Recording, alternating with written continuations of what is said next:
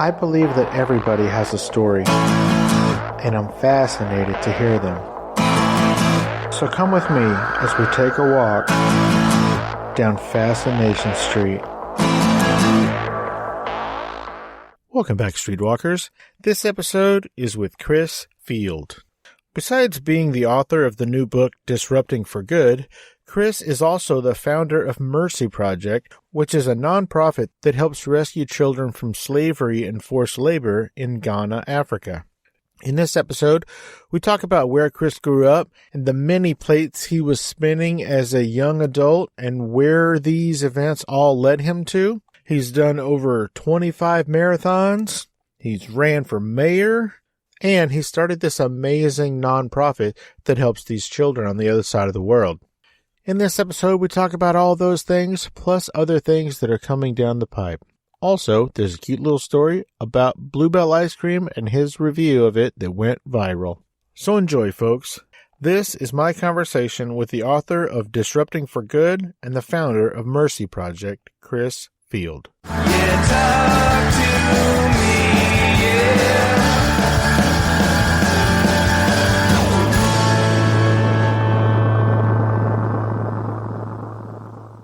Welcome to Fascination Street Podcast, Chris Field. How you doing today, Chris? I'm doing great. How are you? I am wonderful. So, Chris, the way we normally get started is we start off with where you're born and raised, and then we sort of work into how you got to where you are now. Sound fair? Yeah, that's great. Rock on. Where were you born and raised, Chris? So I was actually born in Houston, Texas, 1982, year that E.T. was the #1 movie of the year, and moved to College Station, Texas when I was 4 years old and lived the rest of my childhood here through high school, moved around a little bit through college and a couple years after, and then came back to College Station about 10 years ago when my wife and I started our nonprofit, Mercy Project. Just a little background for everybody listening who is under the age of E.T. When E.T. first came out in 82, like Chris said, it was the biggest movie, I think, ever. And back then there was not really, cable was just getting started, I think, and there was no VCRs or anything like that. So what happened, and I remember this because I'm a little bit older than you, what happened was it came out in 82 during the summer, and it just blew everybody's doors off. And then it stayed in the theaters, I think, for just about the whole summer, and then it went away like movies do. But there was no place you could see it. You couldn't go rent it or buy it or anything. So the following year, it came back in theaters and did Blockbuster again. That's the way I remember it. Hopefully I'm not wrong, but that's the way I remember it. Yeah, that's awesome. So what took your family to College Station? So my dad was a programmer in Houston. He was programming for Coca-Cola. And this was in the early days of programming. I mean, 1982, 83, 84. I mean, this was kind of the Wild West of that world. And he actually had no formal training, never went to college, learned to program in the Marine Corps in the late 70s. And so he was, really kind of front of the pack. So he got a job at Texas A&M to come and write the programs for all of their budget and payroll for the entire Texas A&M University system. And he did that job for about 30 years before he retired just a couple years ago. Wow, it took him a really long time to write that program. It was a significant code. Yeah, that's right. So you grew up in College Station, I'm assuming pretty close, if not on, the college campus there, right? Yeah, just a couple miles off the campus. Now, what was it like growing up in that giant college town? It was fun. When you're a kid, you don't really view things quite as black and white as we tend to view them as we get to be adults. And now that I'm an adult, there's definitely family part of College Station and university part of College Station. And sometimes you try to avoid everything student side because the restaurant lines are long and the traffic's crazy and all that. But, when you're a kid, you don't really see those things. You just see the benefit. And I got to grow up going to Texas A&M football games and basketball games. And especially back then when it's kind of just a different world of sports. And I got to meet the athletes, get their signatures, autographs. We would take bike rides on campus and we'd go to the big bonfire. I remember my dad actually putting my little brother in one of those baby carriers on his back at one of the Texas A&M bonfires, and you have students offering this 3-year-old kid if he wants a beer, and just this funny kind of mashup of two worlds. But I loved growing up in a college town and really enjoyed there's just an energy, there's a really special energy. Everything's around the semester system. There's definitely a fall, spring, and then a big lull in the summer. But I thought it was great. It's hard for me to imagine having grown up anywhere else. Nice. My son lived down there for a while. At the time, his girlfriend was going to A&M. So once he finished culinary school in Austin, he went down there to live together while she finished. So, yeah, he was down there for a few years. And so I had the opportunity to go down there a couple times, to visit. And anybody who's on their way to College Station from anywhere near Austin or San Antonio, beware of a tiny town called Dime Box, because that's where they get you. That's right. Yeah, the speed trap in Dime Box. It is ludicrous and legendary, so be careful, folks. Absolutely. I do see in all of my vast research that you are a man of many talents. You ran your first marathon when you were 19 or something? Yeah, 19 years old. Why? It was because of a girl. Isn't that how every story starts? Every story starts like that, I think. So, yeah, there was a young woman. I was a freshman in college here at A&M. She was a sophomore here at A&M, and she'd been training the whole fall semester to run the Austin Marathon right there closer to where you are. And I went down with her and her parents to watch her run. And the night before the race, I was like, hey, I may run a few miles with you tomorrow just to help you break up the monotony of the race. And she's like, yeah, that'd be awesome. So I decided I'd run 3, 4, 5 miles with her, ran 5 miles, felt pretty good. So I kept going, got to mile 10, felt pretty good. Thought, hey, I might try to go halfway. Made it to the halfway point, saw all our friends right there in front of the Capitol building. They were astonished that I had lasted the entire half marathon, and the looks on their faces were so beautiful to me. They're shocked. I love shocking and surprising people, that I decided in a moment that could only be described as pure idiocy, I decided, you know what? Why don't I just run the whole thing? I mean, if they were that surprised that I made it halfway, how surprised would they be that I went the whole way? And that was actually an excellent plan for about a quarter of a mile after we passed them. And then I remembered that I had not trained for this event, and I was in no shape to run a half marathon, much less a marathon, and I was still 12.7 miles from the finish line. So I let my friend go, the young woman I was interested in and pursuing. She went on to finish, and I did what can only be described as a death march. The last 12.75 miles, it was absolutely horrific and terrible and painful. I finished in 5 hours and 10 minutes, and I was hooked. Signed up within a month or two for my very next marathon after that. And now this weekend, actually, I'll run my 25th marathon. So it was a terrible decision that turned out okay. What I'm hearing is that you did not learn your lesson. Definitely did not. Definitely did not. Congratulations on your 25th. Where is it? The Woodlands, Texas. Oh, okay. Out there by Houston, right? Yep, just outside Houston. Nice. My wife has run over 20 marathons and I think like 5 ultras or something like that. Yeah, that's awesome. Yeah, I've done a couple ultras as well. 50-miler is the longest I've done. Yeah, that's stupid. Yeah, it is. Takes the whole day. The most I've done is 3 halves. And, hey, that's solid. I'm okay with not going any more than a half. There's no reason for it, maybe. No, I agree. A half is a really nice distance. The pain is minimal and still pretty impressive. Now, besides marathons, I understand that you also have set 4 Guinness World Records in what? Yep. So our nonprofit, very early on, we had to find creative ways to fundraise because we were young and all our friends were young and nobody had any money. So we put on these events to get media attention and to raise money. So we did the 4 records we were successful in. We set the world record for longest baseball game, 50 hours, longest flag football game, 24 hours, longest kickball game, 49 hours. And then we did the most people to run a 1-mile relay back to back to back to back to back to back to back. We did 180 people that did a 1-mile relay in 24 hours. So those are the 4 records that we officially were the Guinness World Records, did all the things we had to do to get Guinness to give us the world record, and raised a lot of money along the way. So that was a lot of fun. And you said that was to help fund your nonprofit. Tell me about that. So 10 years ago, my wife and I started a nonprofit called Mercy Project. And the catalyst for Mercy Project was we were pregnant with our first baby, about 6 months pregnant. And we already knew we were going to name her Micah.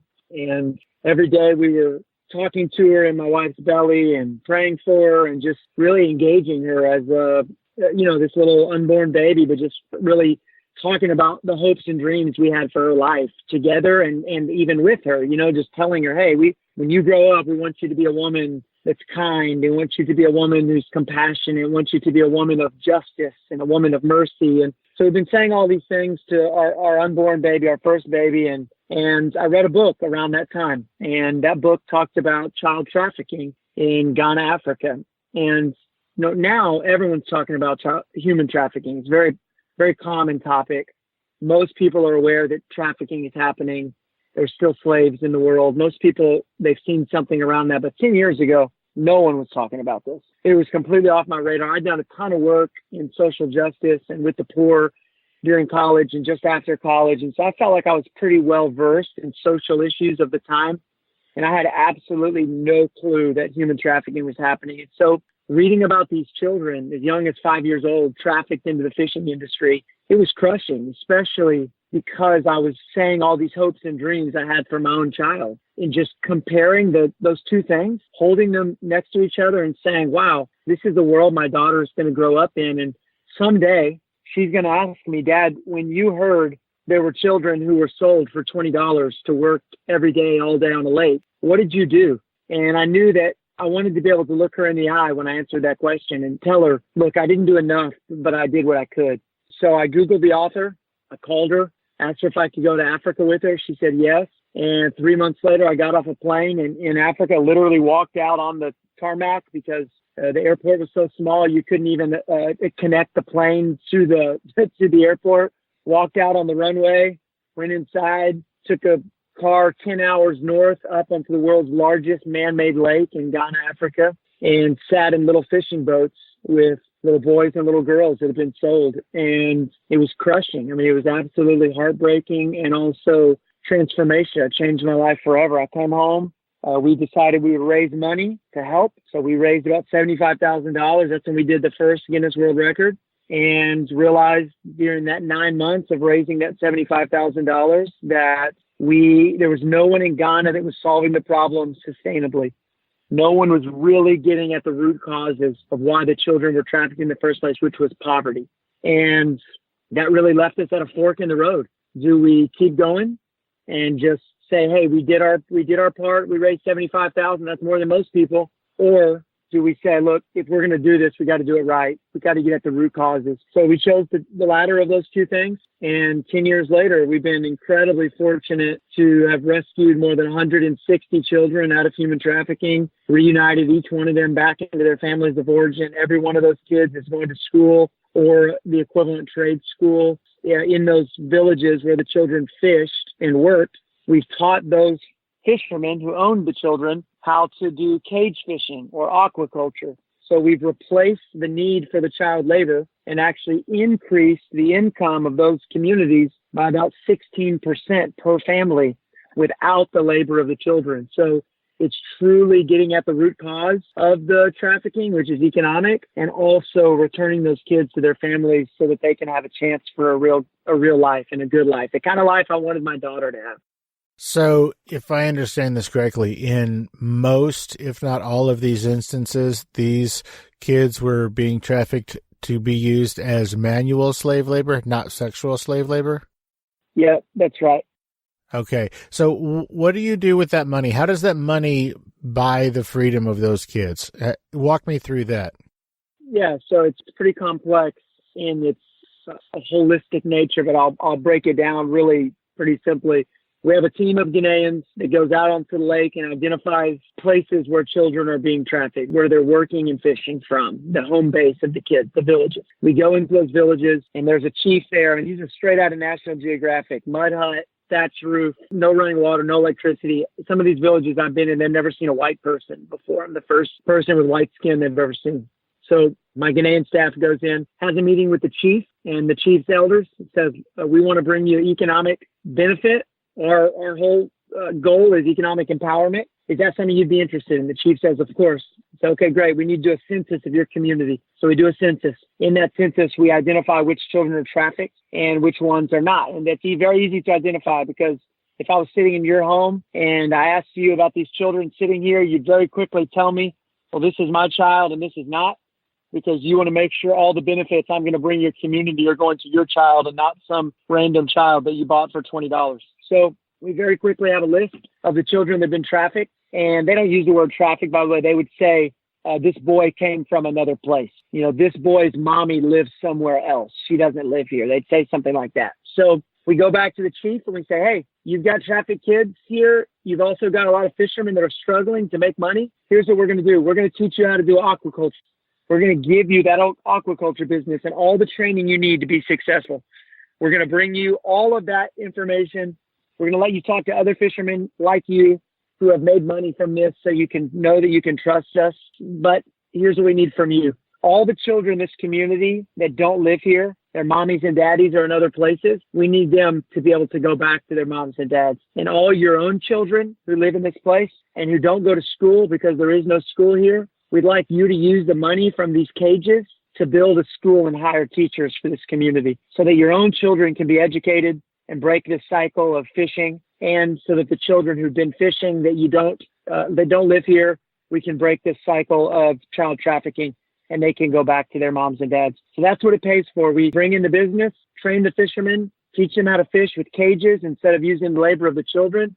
They make more money doing that. Then we reintegrate the children back into their families and make sure they're going to school and they have the social work and the aftercare they need on the backside, so they're not re-trafficked again. So over 160 children rescued. We've never had a child re-trafficked. Never? Nope, zero. Fantastic. Well done. Yeah, thank you. Hey, Streetwalkers. Here's a word from our sponsors. Guess what, Streetwalkers? The gear is here. A bunch of you have been asking for quite some time, and now finally it's here. Head over to FascinationStreetPod.com and check out the Gear tab. There, you'll find all kinds of FSP items to tickle your fancy. T-shirts, coffee mugs, sticker packs, pins, buttons, coasters, and my personal favorite, for just $5 you can get one of those weird little phone handle pop thingies. So head to FascinationStreetPod.com and show the world that you're proud to be a streetwalker. Special thanks to my good buddy Stephen O'Reilly from the Bar Star Podcast for these dope drum beats. Check out Steve's work at O'Reilly Drums on Instagram or search Stephen O'Reilly on YouTube. Let's get back into it. A little bit of a departure from what we were talking about. I understand you also ran for mayor once of your small town. Is that College Station? I did. Yeah, that's when I was 19 also, that same year, my freshman year. Why? It was a busy year for me. So, I think the main catalyst was when I saw who was running for mayor, it was two 70-year-olds. Sounds a little bit like our current presidential election, to be honest with you, now that I think about it. But I was 19. I knew most of my town was young people, tons of young families. And I thought, wow, two 70-year-olds, great guys, smart, capable, a lot of experience. But it's been a long time since they were 18, 19, 20, 25, 30 years old. I wonder if I couldn't be more representative of some of these younger people in our town. So I marched down to the city office. City secretary was there. I said, hey, what do you need to do to sign up for mayor? And she said, well, sweetheart, maybe you should start with city council. And I said, no. Go big or go home. Sign up for mayor. What do I need to do? And she said, well, you just have to have a campaign finance manager. And I said, great. So without him knowing, I signed up my buddy, Tristan Weber, to be my campaign finance manager. And I was officially on the ballot to be in the mayoral race for the city of College Station. So it ended up being 5 people that ran, and I placed 3rd out of 5. What did your friend say when he found out? Well, first they thought I was joking. They thought I wasn't going to take it seriously. Even my mom, she came up to me when I told her what was happening, and she said, hey, I think this is great. You better not embarrass me. That's what she said. I said, all right, Mom, touche. So I took it really seriously, man. I mean, my friends could tell I was taking it really seriously. I went back and I read the minute from previous council meetings for years and years. There was a couple hot button issues at the time. One of them was a big convention center that they were talking about building. And I went back and did my homework. I actually called the other candidates, and both of them had been on the city council. And so I asked them, hey, when you voted for this, why'd you vote for that? What were those determining factors? Why are you so committed to this thing or that thing? I really did my homework. I mean, we had some public forums and public debate, and by every indication, I was victorious. I mean, on those campaigns, I've always been a good communicator. I've always enjoyed communicating. And so obviously that served me well in kind of that TV, radio, public forum space. But it was clear I'd done my homework. So I think my friends really respected that I was taking it seriously. I wore a dress shirt and slacks every single day, even to my college classes. I'm going to cut that part out and make it to where you just say you wore a dress. Oh, yeah, that's perfect. I did pause. I gave you plenty of fodder there to do that. I appreciate that.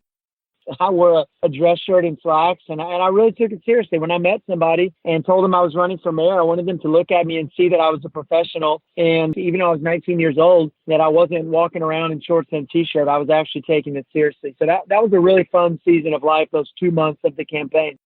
You gave 2 TEDx talks. What were those about? Yeah, so one was actually pretty fun. The topic for that TEDx conference was around questions, and I gave my entire TEDx speech. It was 74 questions, back to back to back to back, about 3,000 words. And then I took a word from those 74 questions and formed a closing statement. So that one was pretty fun. And it was about asking better questions, why we're so afraid of questions. And then the second one was on the topic that I now speak nationally on, which was disrupting for good, which is the topic of the book that I wrote. And that was the very first time I spoke publicly on the idea of disrupting for good. I just submitted the manuscript to my publisher and gave a TEDx talk on the value of disruption. And what do you mean by disrupting for good? Disruption, or to disrupt, has a couple of definitions. So one definition of disrupt is to cause chaos or disorder. But another one is to stop the normal progress of something. So my hypothesis, and what I really preach on and really go out in public and say, listen, folks, here's why I'm so passionate about this, is that there are lots of things in the world that the normal progress is just not good enough. We can look at it, we can see it, we can see where it's headed. We know it's not good. We know it's not right. We know it's not best, but we don't usually do anything about it. Maybe we post about it on social media. Maybe we complain about it. Maybe we whine about it. Maybe we mention it to our spouse, or our partner, or our kids, or our friend at the coffee shop. But typically, it's not followed by action. So disrupting for good is finding those things that make us uncomfortable, those truths that exist in the world, that exist in our life, like children who are trafficked. And instead of just saying, gosh, I really wish that weren't so, we have the guts and the courage to show up and to do something about it. In my book, my definition of a disruptor is someone who's uncomfortable with the truth, so they show up and take action until a new and better truth is born. And that's really what the message of disrupting for good is. It challenges complacency, challenges the status quo. And because of that, it's applicable to everybody. I mean, in the last 3 weeks, I've done 2 keynote speeches, one in Phoenix, Arizona, to 1,000 hospital CEOs, and then 3 days ago in Grand Rapids, Michigan, to 2,000 high school students. And it was the same message. What in your life makes you uncomfortable? And what are you going to do to have the courage and the guts to show up and do something about it? That's disrupting for good. Get out of the stands. Stop being a spectator. Be a participant. Don't feel like life happens to you. Understand that we get a say in this. We get to choose. And if there's something we don't like or something we know should be better, we need to step up and do something about it. And that's what I did when I was 19 and ran for mayor. And that's what I did when I started Mercy Project. And I've got all these other stories of disruption, fun stuff. I wrote the most viral ice cream review in the history of the internet. I set the 4 Guinness World Records. I gave the 2 TED Talks. I taught myself how to be an auctioneer by watching YouTube videos. And now I've raised over $2 million for local children's charities by auctioneering. I teach a business class at Texas A&M University, even though I've never taken a business class. I mean, I've done all these incredible, fun, sometimes silly things, but it's because I didn't wait around for somebody else to do it. When I saw something that needed to be done, I stood in the gap I stepped up and I did something about it. And it's changed my life forever. And I hope it's made the world a better place. And I want to challenge and encourage other people to do the same thing. Tell me more about this ice cream review. Yeah. So you're from Texas. You're aware of Bluebell. Who's not? Exactly. So a couple years ago, Bluebell came out with a brand new flavor called Christmas cookies. I'm sure you've had it. Yes, I have. So they came out with this new flavor. It was in October of 2017. Christmas cookies ice cream. And I had written 2 Bluebell reviews just for fun on new flavors. The first one was Cookie Two-Step. And that one did pretty well. It got about 1,000 shares on my public profile Facebook page. And then I did another one. I don't even remember what the second one was, but it did okay. It got a few hundred shares. But then I reviewed Christmas cookies. And I guess just because the subject matter, Christmas, it was silly. It was fun. I referenced Run, Rudolph, Run. I referenced Home Alone. I referenced The Grinch. I had all these Christmas connections. It's pretty well written. It's probably my best one, but I did not expect what was going to happen. 67,000 shares on Facebook. And I have a friend that runs a data analytics company. So I reached out to her. She ran the numbers. The post reached over 3 million people and picked up by tons of local media. If you Google Chris Field ice cream, the first hit that comes up is the Houston Chronicle did a story on it. What's fun is that was right after the Astros won the World Series in 2017, which is obviously a big deal in Houston. And my Bluebell review story was in the top 10 most read stories on the Houston Chronicle for 2 or 3 days in a row, even though most of all the top 10 was these stories about the Astros winning the World Series. So that was a really fun time, and it let me stay connected pretty well. I've done some fun stuff with the Bluebell since then. They actually sent me 12 coolers full of Christmas cookies ice cream. Each cooler was on dry ice and had 4 half-gallons. And when they dropped the flavor this last year, because it's a seasonal flavor, the day they dropped it, they had those coolers delivered to me. I went out around my town and just passed out Christmas cookies to people and just brought some early Christmas cheer by just randomly finding strangers at stoplights, drive-thrus, nursing homes, schools. It was a lot of fun to go out and be the Christmas cookies Santa Claus. How cool is that? It was pretty fun. That's really dope. I like that. Nicely done, sir. Let's talk more about the Mercy Project. Is it just Mercy Project or is it the Mercy Project? Just Mercy Project.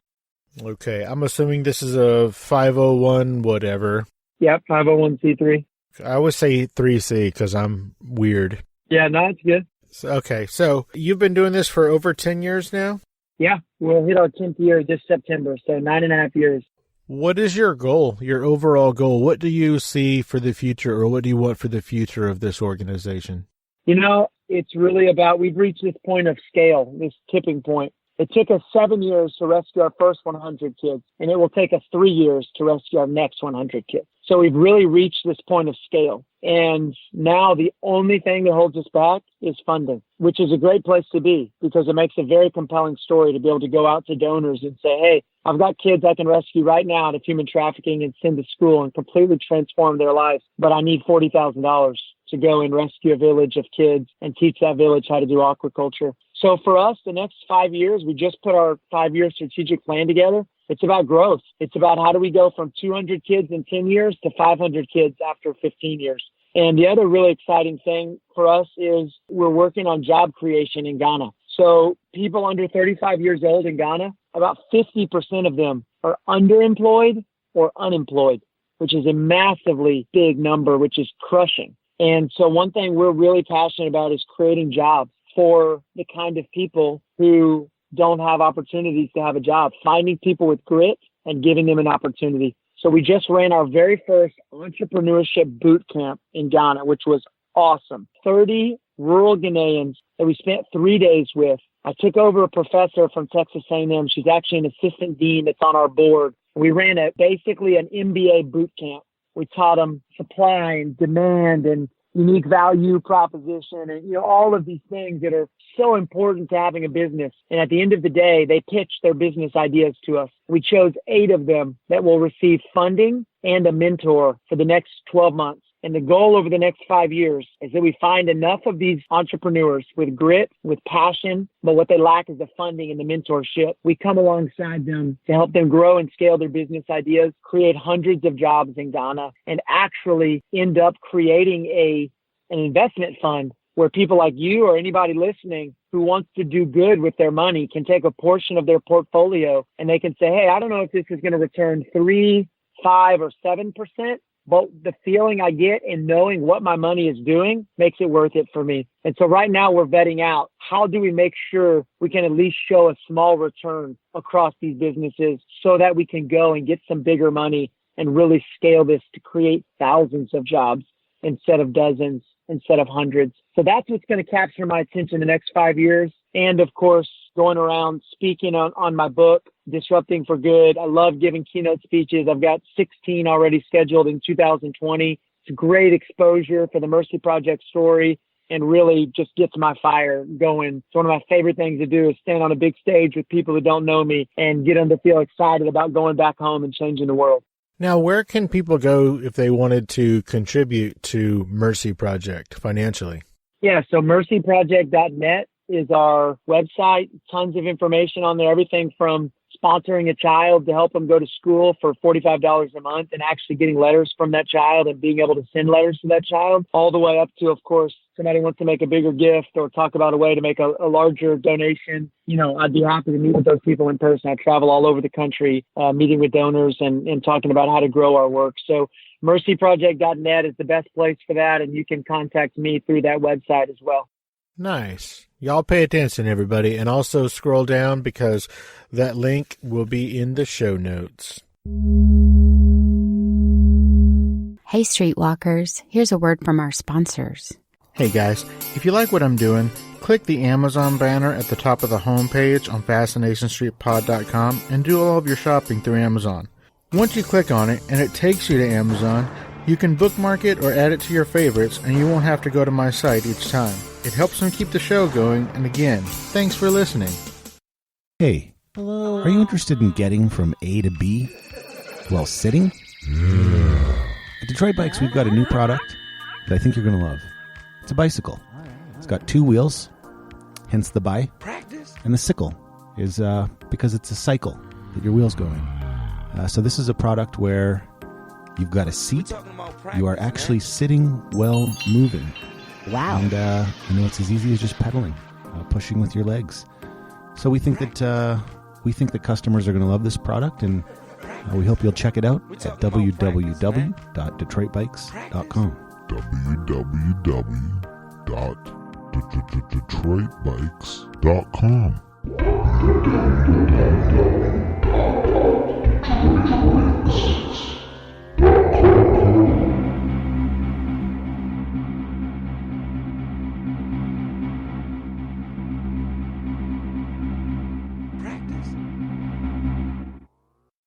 Let's get back into it. Chris, tell me about Norman Borlaug. Yeah, so Norman Borlaug passed away several years ago, but he is most well known for having created, basically, he went to the desert of Africa and he took seed, genetically modified seed, and he turned it into a crop that would grow in parts of Africa where they were really struggling to grow food. So he's an agronomist, and he's credited, and he won a Nobel Peace Prize and a Presidential Medal of Freedom, but he's credited, they say, he saved 1 billion lives in Africa through his genetically modified crops because he allowed them to grow things where they weren't able to grow during, parts of the world that were under famine. So he passed away about 10 years ago, but we were very fortunate in 2017 to win the Norman Borlaug Humanitarian Award, which is given every year by a company called Vizient, a large healthcare company. And what they tried to find was someone who was innovating in a way that changes the world for the better. So they invited us out to Las Vegas.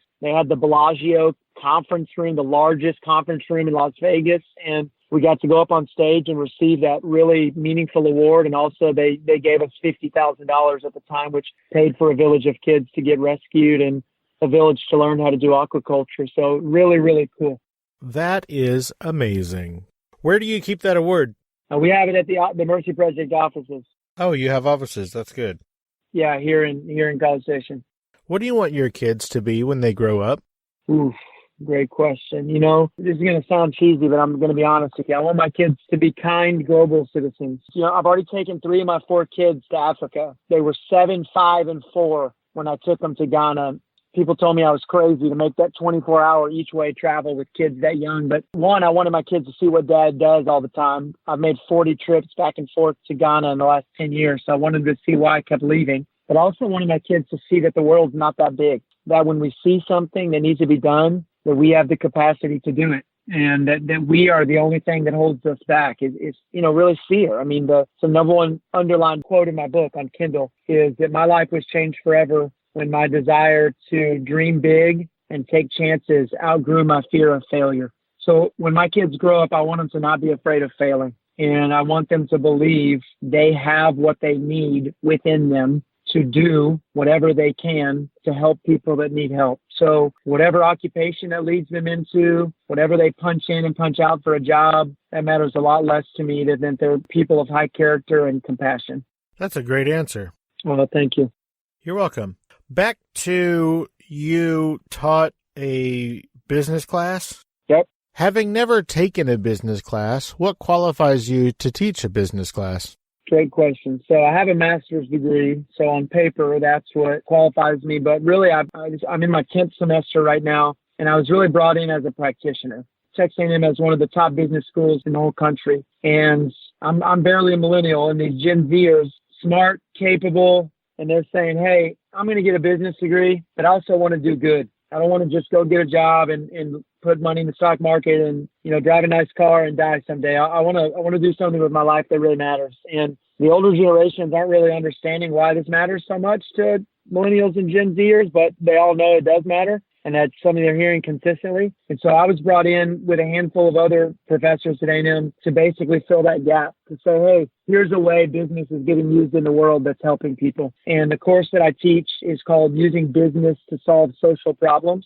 And it's a really fun course. I mean, really, we're talking about some of the biggest problems that we face as a country and as a world, and how we would use business solutions, of which all my students are incredibly capable of using, how we would actually use those for good. So I like to say I live at the intersection of business and good. And I believe in both of those things very much, and I've staked my life on it. And so I get to take those business students on that journey with me in the hope that some of them will choose to do the same thing. Nice. I don't know if it was before or after I started recording, but you had mentioned that you used to help run a camp that hosted inner city kids. Yep. What was that camp all about? Yeah, so that was called Camp of the Hills, really special place outside Austin, Texas. And essentially it's a camp for kids who can't afford to go to camp. So anybody who's sent kids to camp anytime recently knows camps are expensive. I mean, it's $300, $400, $500, $1,000 now to send your kid to camp for a week. And you can imagine it's a whole lot of families in our country. They can't afford to feed their kids, much less spend $300,000, $400,000, $500,000 to send them to camp. But we know something transformational happens at camp. There's something about getting away from the city, getting out of that normal environment and being exposed to new things, boats and fishing and hiking and cabins and, being with those other people and those counselors. So when I was 19, so all 3 of those things happened in 1 year. If people are listening carefully, I ran my first marathon, ran for mayor's College Station, and I got hired to run a camp for inner city kids. All that happened within a 6-month period when I was 19 years old, which is completely transformational. I like to say that if disruption was a stick of dynamite, it was 19 years old when that spark was lit for me. That was awesome. I did it for 4 years. It was stupid hard. It was unbelievably difficult. I was in over my head, to put it lightly, and I had an absolute blast. So we had about 600 inner city kids every summer from all over Texas, and I had about 50 college-aged counselors that came and worked for me. So we had campers that were only a year or 2 younger than me, and staff that was a year or 2 older than me. And so, man, I look back now and I'm like, I don't know what they were thinking to hire me, but gosh, we had some fun, and those are still some of the sweetest days of my life. I know I'm bouncing around here a little bit. Oh, you're good. Back to the Mercy Project. Yeah. Is rescuing these children dangerous for you and your staff? It's really not, because our process is so community driven. the communities are very happy to work with us. I'm not saying they welcome us in the first meeting with, rolling out a red carpet, but they are very much agreeable when we come in.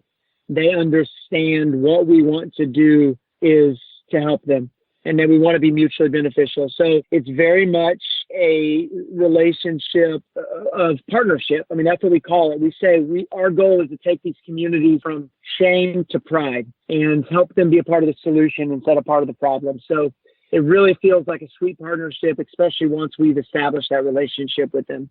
Gotcha. Thank you for that. Yeah. Somebody told me that you have helped over 100 businesses by coaching them in their use of social media. Is that true? Yeah, I've got a business called Virtual Campfires that we do marketing and branding, and specifically around social media. Can you give listeners one tip to help improve their social media relations, whether they have a business or not? Yeah, absolutely. My number one would be to be authentic and to let your voice of your business or your personal Facebook or Instagram or Twitter or TikTok or whatever you're chosen, even LinkedIn, let your voice be authentic. Who are you? What are your greatest fears? What are your greatest challenges? What are your greatest struggles? I heard it said like this one time. A church brought somebody in to give a lesson, even if people listening aren't religious. I think there's something really deep here I want them to hear, and that is the woman they were bringing in to preach. She said, "What do you want me to preach on?" And the guy who was bringing her in, the priest of that church, he said, "Tell us what's saving your life right now." And she said gave her so much freedom just to talk about what really mattered to her right there in that moment. So what I would say to anybody wanting to improve their social media is, I know it sounds a little deep or heavy, but if we can do a better job of talking about with our business or on our personal page, what are those things right now that are most meaningful to us? What's saving our life right now? What makes us wake up in the morning and want to get out of bed? What's the kind of thing we could talk about for coffee for hours and we never feel like we've said enough? Those are the kind of things that we feel passionate about. And when we feel passionate about something, people can feel that through our written word, and they can feel that. And you know what I've learned? People want to be a part of that. People are desperate to follow somebody who seems clear about where they're going. So when we talk about what we love, what we hate, where we're going, where we want to go, our biggest dreams and hopes and desires, people see that, they feel that, and they want to be a part of that with us. Beautifully put.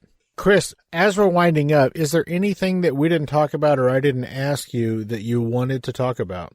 No, I thought it was great. I mean, the only other thing I might add is if somebody's interested in having me come speak at an event or a conference that they're putting on, or even having me come and do some business consulting with them through my disruption consulting, I have a website where people can get all that information. It's just meetchrisfield.com. And then the other kind of fun thing, actually just this week, I'm releasing my first online course, which is called Disruption U. And it's an online course, 6 weeks, to take people through the process of how to become a disruptor for good. So for anybody who's got those things they want to do better or different, they want to challenge complacency, they want to disrupt the status quo, they know they want to make a difference, they're just not sure how to do it. This online course walks them through exactly how to do that, and they can find that at disruptionu.com. So that is just launching.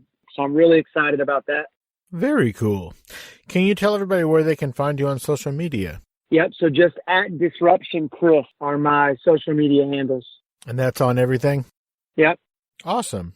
Folks, again, the book is called Disrupting for Good. It's available everywhere, including Amazon. So click through on my homepage and go buy that book. It's written by Chris Field, and it portends to be a very, very exciting read. Chris Field, thank you again so much for taking the time out of your busy day and your schedule to hang out and let us get to know you a little bit better on Fascination Street, man. I really appreciate it. Absolutely. I appreciate you having me on, and I appreciate just your interest in finding good stories to tell. I think it's so important in the world. So thank you for the honor of letting me tell my story today. Absolutely. And you had a vast amount of fascinating stories. So well done, sir. Thanks for bringing it. Absolutely. Thanks so much. Chris Field, you have a great rest of your day, man. Take it easy. Thank you. Bye. As always, thanks for listening, Streetwalkers. And don't forget, follow the show on Twitter at FascinationSTPD, on Instagram at Fascination Street Pod. Follow the podcast page on Facebook at Fascination Street Podcast. And of course, you can always email me at fascinationstreetpod@gmail.com. And if you haven't already, don't forget to hit the like and subscribe button and rate us on iTunes.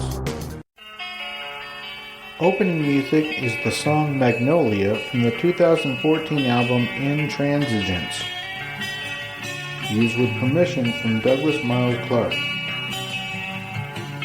Closing music is Apollo from the 2001 album Into the Known by the band Sapphire. Thanks for hanging out with us and getting to know a little bit about our guest. We'll see you next time on Fascination Street.